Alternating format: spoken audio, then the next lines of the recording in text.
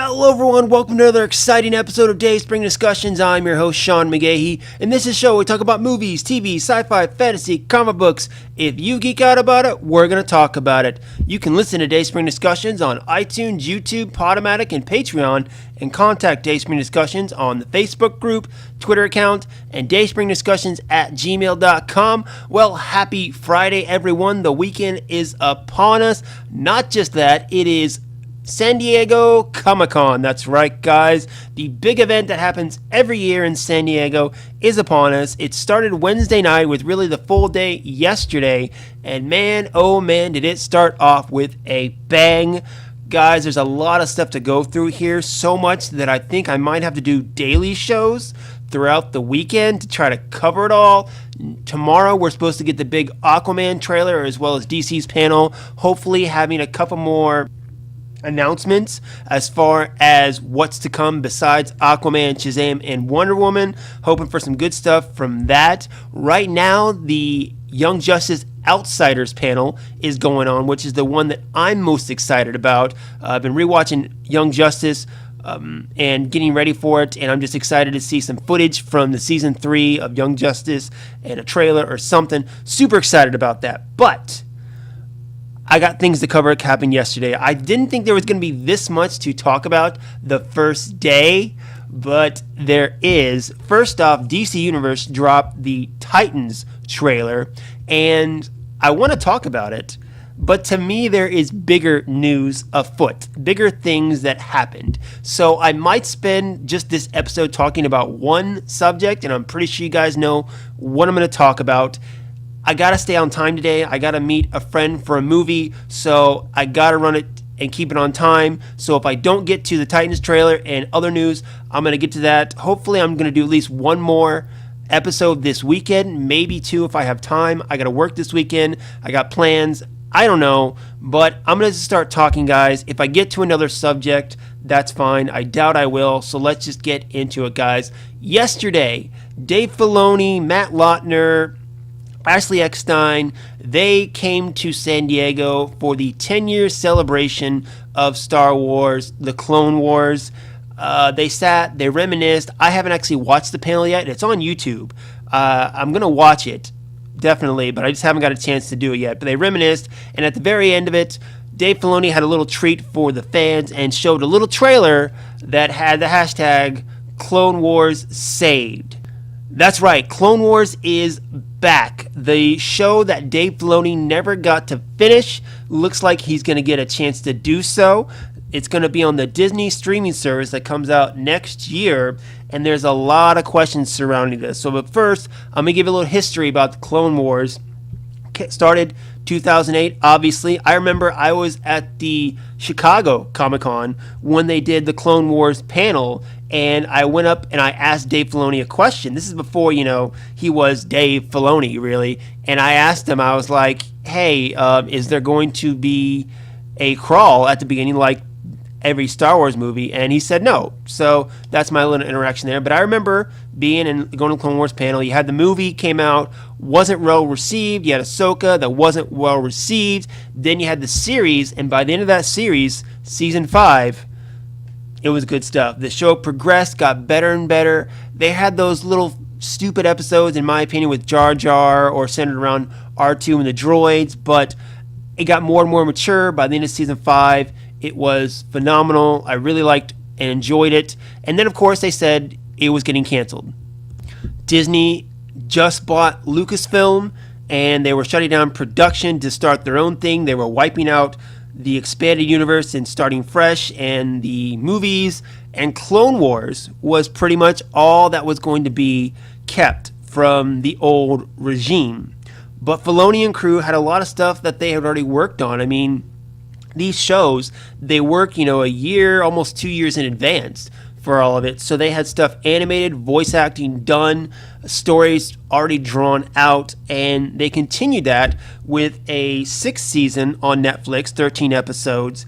They had a comic book, Son of Dathomir, which was a Darth Maul story. Was it Dark Apprentice, I believe is what it was called, with Asajj Ventress. Great book. If you are a Clone Wars fan and have not read that, go read it.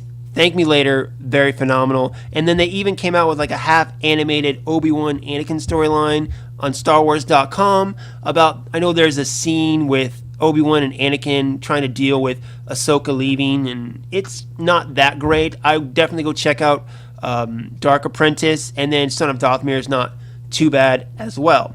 But that kind of ended it for Clone Wars. But Filoni kept on saying, and the cast and crews kept on saying, they had more stories in mind. And now they're bringing it back. So I have some, what I want to say here, not apprehensions, but kind of fears in regards to Star Wars as a whole and what this means. But first, let me just keep it on Clone Wars. I remember watching Clone Wars, throughout the season, and as the seasons went through, they got better and better. To by the end of season 5, it was really good stuff. And it's funny because everyone was like, "Well, Anakin got an apprentice, Ahsoka. She's gonna die because she's not in Episode 3." And at the end of season 5, she walks away from the Jedi Order, so she doesn't go through Order 66, which means she might be still alive. And then she pops up in Rebels. People are excited, and she's become this fan favorite character.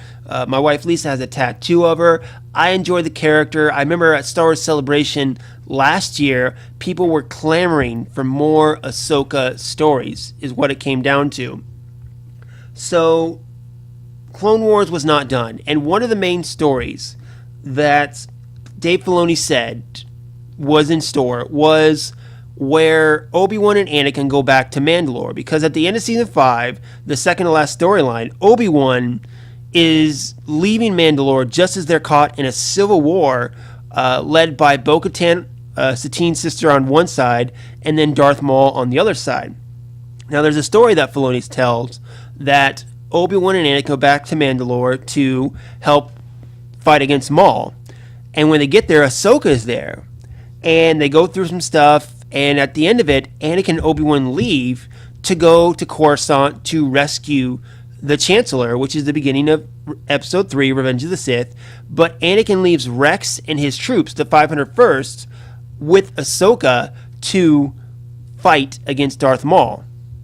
And at some point, we know that Rex and a couple other soldiers take their chips out, which is what programs the clone troopers to turn against the Jedi, Order 66. If you want to know how Rex was able to do that, you got to go back and watch Season 6 of Netflix. There's a whole storyline about how a clone trooper finds out about Order 66.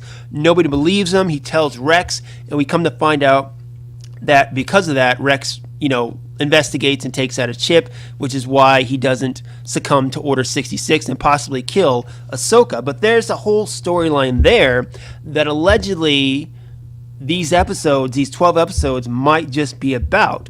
Now, in the trailer, you see Ahsoka in a hologram, and next to her is Bo-Katan. So you got to assume that she's there on Mandalore, helping the fight against Maul, and possibly Obi-Wan and Anakin are going to be there as well. I cannot wait to see the storyline, mainly because as well, too, let's, go spoilers a little here. Darth Maul was not only in Rebels, but also solo a Star Wars story. Okay? So, timeline-wise goes, you have Maul at the end of Clone Wars, you have the Son of Dathomir graphic novel, and then next time we see him is he pops up in Solo, and then later in Rebels. So there's many years of Maul storyline to tell. We still don't know how he fell from being leader of Death Watch to, being leader of Black Sun, coming to Solo. And then, of course, his fall from that to where we find him in Rebels. There's a whole storyline there as well that we could play with. I don't think we necessarily have to tell that story in Clone Wars, but we could tell it, in books, but give us a little more. We know, bringing back Sam Witwer, we know he's down for some Maul. I would love to see. That's a storyline I want to see, but I know Filoni has more in mind. Besides that, they have more than just that storyline. And I'm excited to see it. I mean, if people already weren't signed up for the Disney streaming service for Jon Favreau's series, now you're bringing Clone Wars. You got a live action and an animated Star Wars series on this Disney streaming service. no matter what kind of Star Wars fan you are, no matter where you fall on the current status of Star Wars fandom in the movies, if you call yourself a Star Wars fan, you're signing up for that streaming service. Automatically there. Done. Got it. So I'm excited for this. I think it's a good thing. Fan of Clone Wars. I like it. But to me, there's also another side to this. First off, let's look at Filoni himself. This guy is the master storyteller, the apprentice to George Lucas himself. Lucas was heavily involved in Clone Wars, which, some people don't know. They thought it was just Filoni, but no. Filoni and Lucas worked on this together. Filoni learned from Lucas how to tell Star Wars stories and all about this world. He is the Padawan to George Lucas, and he stepped out of that shadow to do Rebels to make him what I would call a knight, if not a master, depending on how much you like Rebels. So Filoni is the man to tell the Star Wars lore, the successor, if you will, of the Star Wars mythology, at least in my opinion. But we know he's got another animated series in the works with Star Wars Resistance that's going to be on Disney XD this fall.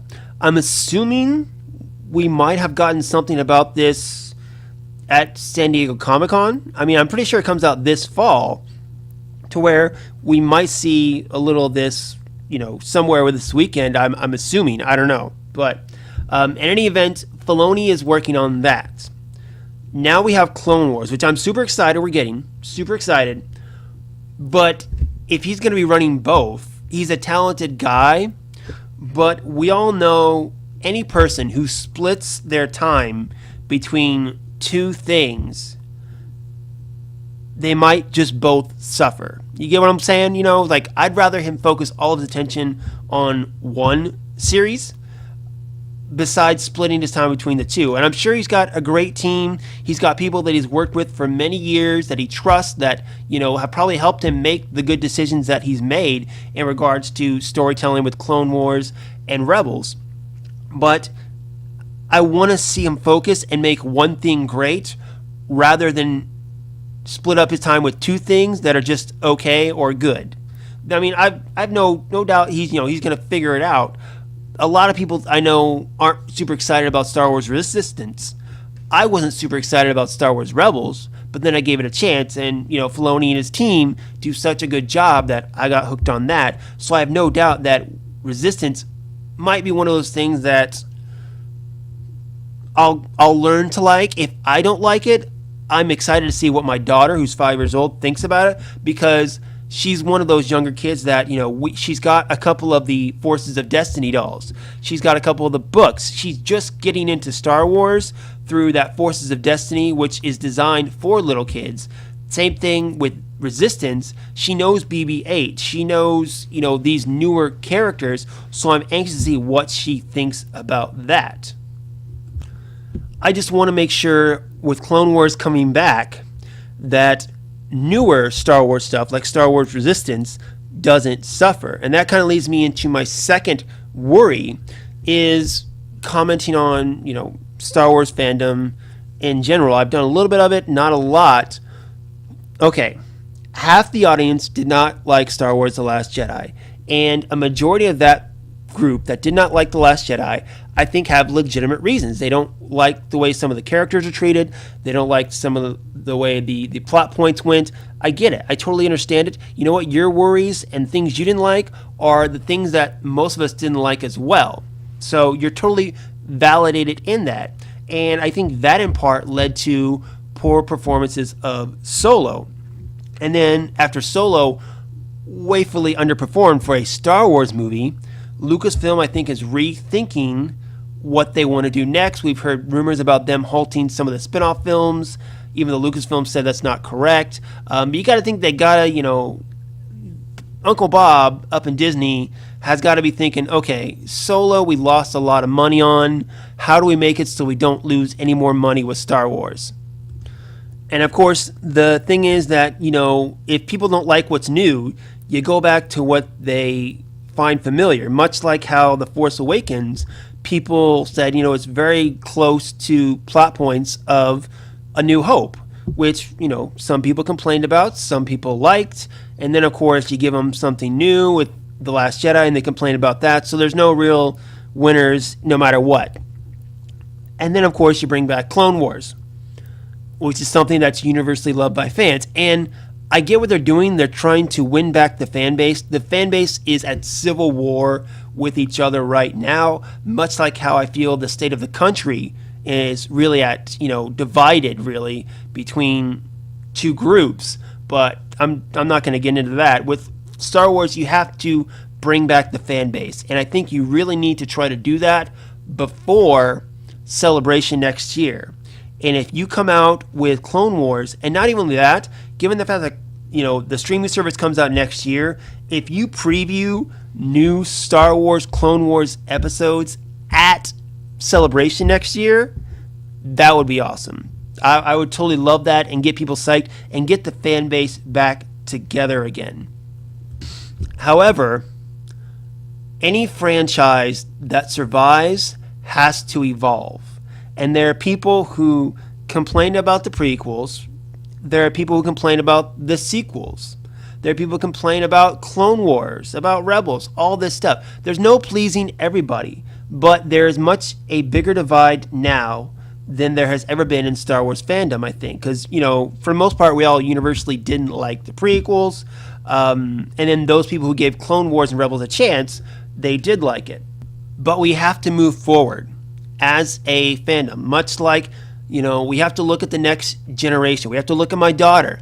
Okay, what gets her excited about Star Wars? What are the characters she's learning about? She's learning about Rey and BB-8 and Ahsoka and all these, female characters, Jyn, all these new characters that were created pretty much within the last 10 years or so. She knows Luke and Leia, but those aren't her favorite characters. She likes the newer characters, okay? So we have to pass the torch from those old characters to the new characters and let this new generation grow up with them. And you have to tell new stories, okay? And that means letting characters such as Luke or Rey or Finn or whoever, Ahsoka, grow up. You have to let the story, let the mythology evolve into something new. And some don't want that, okay? They hold on to that original trilogy, and it was great. Those three still my three favorite Star Wars movies because of who I am. If you go out and ask someone who recently got introduced into Star Wars within the last 10 years or so, tell me your favorite Star Wars movie, there's a good chance that their favorite Star Wars movie is not going to be one from the original trilogy. Because, it's their perspective, okay? I grew up with just the original trilogy. I had already loved Star Wars before the prequels came about. I know several people that watched Star Wars and started with The Force Awakens or started with the prequels, okay? And you can rag on them however you want, but that's their perspective. Remember, Obi-Wan said, truth is from a certain point of view, okay? That's what it comes down to, guys, okay? And we can hold on to that original trilogy as tight as we want, but the franchise has to evolve to survive. And I feel like Clone Wars, while it's taking that safe step backwards, I think we're losing a foot forwards, is my fear. We can't be afraid as a fan base, or Lucasfilm can't be afraid to keep pushing forward. Now again, I'm totally excited for Clone Wars to be back. I cannot wait to watch this. It's going to be awesome. I just want to make sure by doing this that the franchise as a whole isn't suffering. Okay guys, just as I predicted, I ran the amount of show that I usually like to do, and I only talked about one subject. And like I said, I'm on a time frame here. I can't afford to go over, so I'm going to call it quits for today. Guys, lots more to come from Comic-Con. Check out the Facebook group or the Twitter account. Posting as much as I can there as far as new and exciting stuff. You guys can comment on that. I'll try to comment back, and of course we'll start the discussion. Tomorrow, I want to try to get a show out in the morning, but we'll see. I got to work, and then I'm taking my daughter to do something. Sunday, again, I got to work, and then in the evening, I'm actually going to see the 1989 Batman film in theater. So I'm going to go check that out with a couple of buddies. Worst case scenario, I'll be back next week with more shows, but hopefully I'll get to do at least one more tomorrow, and then maybe one Sunday or Monday. So that's it. Time for you guys to fire back. Hit me up on the Facebook group, Twitter account, dayspringdiscussing@gmail.com. And of course, find me personally, Slim Dayspring12 on Twitter and Instagram. That's it. Comment back. I want to know what you think, both positive and negative things about this, but as we know, it's mostly positive. So that's it, guys. Until next time, may the force be with us all.